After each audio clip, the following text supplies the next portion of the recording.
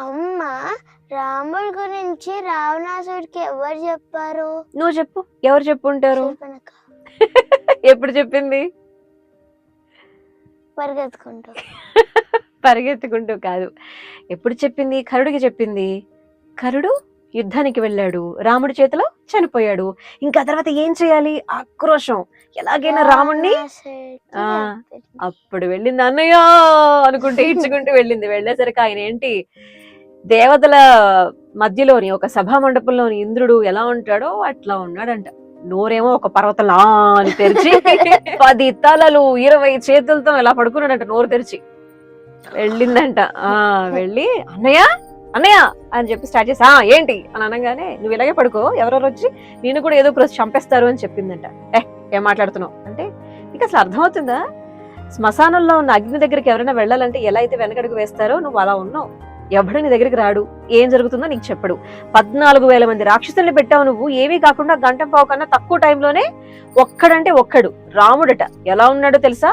ఇలా నేను చూస్తుండగానే అందరినీ చంపేశాడు. నెక్స్ట్ టార్గెట్ నువ్వే. నువ్వు మునుల్ని హింసించడం కోసం పెట్టిన రాక్షసులు అందరూ చచ్చిపోయారు, నెక్స్ట్ నువ్వే రెడీగా ఉండని చెప్పేసి అన్నట్టు. దాంతో రావణాసుడికి కోపం వచ్చేసింది. ఎవడా రాముడు, ఏం చేస్తూ ఉంటాడు, ఎక్కడ ఉంటాడు, అసలు ఎందుకు వచ్చాడు అని చెప్పేసి ఆరా తీయడం స్టార్ట్ చేశాడు. అప్పుడు చెప్పిందంట, దశరథ మహారాజు గారి కొడుకంట తమ్ముడు లక్ష్మణుడితో వచ్చాడు, భార్య సీతా సమేతంగా ఉన్నాడు, వనవాస కాలంలో ఉన్నాడు అని చెప్పేసి గొప్పలు చెప్పిందనమాట రాముడి గురించి. కానీ ఇక్కడ టార్గెట్ ఏంటి? సీతాదేవి అడ్డుగా ఉంది కదా. సీతాదేవి గనక అడ్డుగా లేకపోతే రాముడిని తన సొంతం చేసుకోవచ్చు కదా శూర్పణఖ. ఎందుకంటే రాముడు నచ్చాడు కదా శూర్పణఖకి.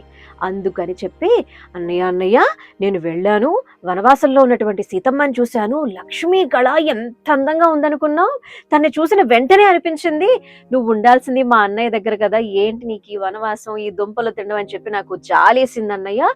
ఆ విషయం మాట్లాడదామని నేను వెళ్ళాను, దాంతో లక్ష్మణుడు ఇదిగో నా ముక్కు చెవులు కోసేశాడు అన్నయ్య.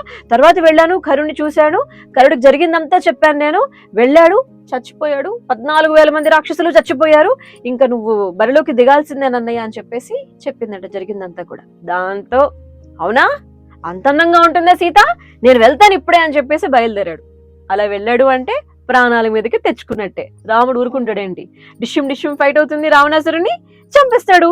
బట్ ఎలా చంపాడు, ఏం జరిగింది కదా తెలుసుకోవాలి అంటే మధ్యలో ఒక బ్యూటిఫుల్ అమేజింగ్ మహాత్ముడిగా చెప్పేటువంటి ఒక రాక్షసుడు ఉన్నాడు అనమాట, పేరు మారీచుడు. అతను ఎవరో ఏమిటో తర్వాత కథలో చెప్తాను, ఓకేనా? మరి ఇలాంటి కథలన్నీ వినాలంటే ఏం చేయాలంట? Like, share, comment and first subscribe చేయాలి. నువ్వు నేను ఒక కథకి. బాయ్.